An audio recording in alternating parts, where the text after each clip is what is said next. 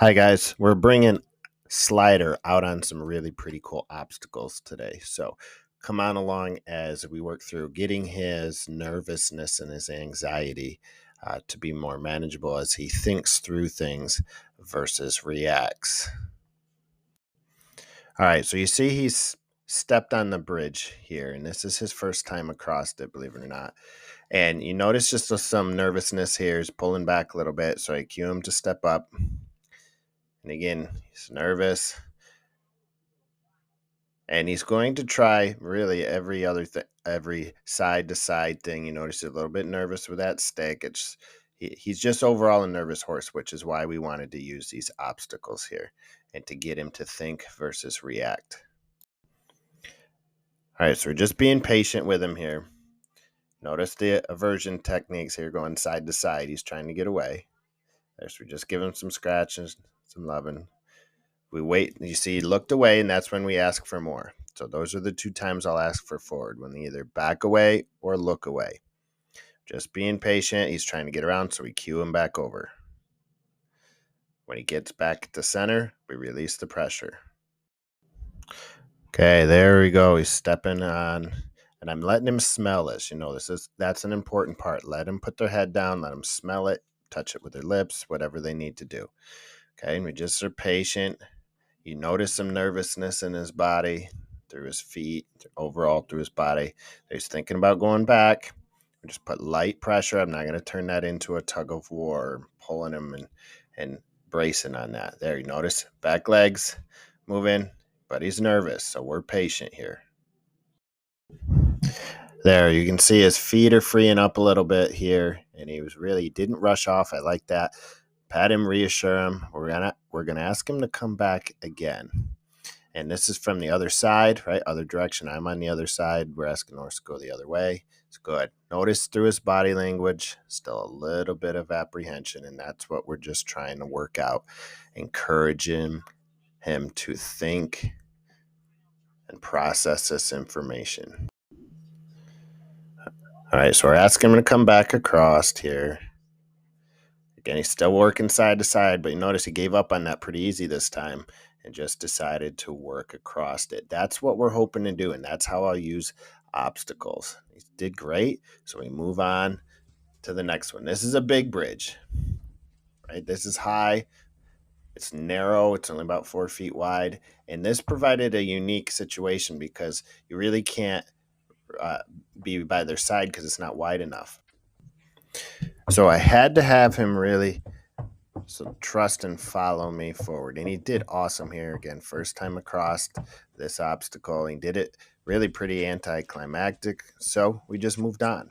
Right now, this was an interesting one because he had to go up and over these logs. And my daughter was riding her horse out on the course. So his attention was all over, which is an opportunity to me to really ask him to follow my direction and my lead, even with distractions out there. Notice rushing quite a bit. So again, we're just trying to ask him to slow down, process versus react. Certainly reaction there, not processing. So we just keep asking, just keep being consistent. Ask him to follow that feel of that tension on that halter and to just follow that direction. Just slow down. He wants to, he just hasn't. There, you see he's distracted by that other horse again, like I just talked about. Just have to stay with us.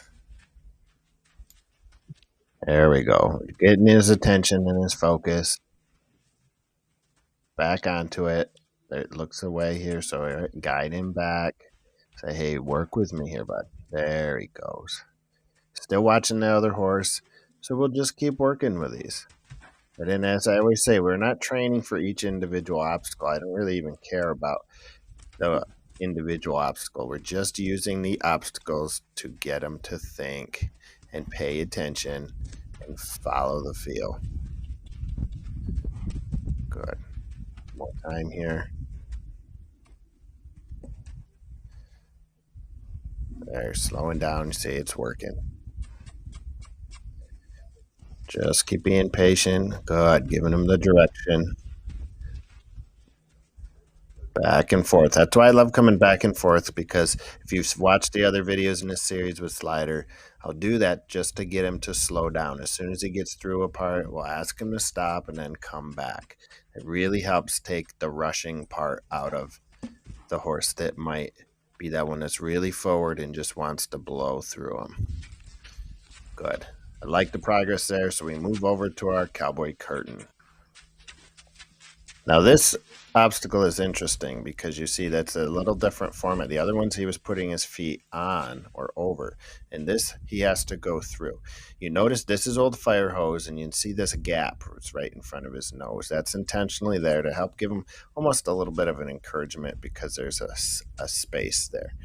So we're asking him to think, work through this. You see him even pushing it with his nose, being patient there until he decided to go. Great. Now we had to cut a little bit out here because a Pivo camera that's automated. It was picking up the movement. It just looked a little weird, so we edited some out so you weren't dizzy. But we're just asking him to go back and forth. This was the last obstacle we did for the day. You can see how I can use these obstacles, or how I use them here at my place, to just get them to think and slow down. Using obstacles just as opportunities to get our horses better. Just give them some scratching and loving, and we put them away for the day after this. So, hope this helps you guys. Thanks for coming along.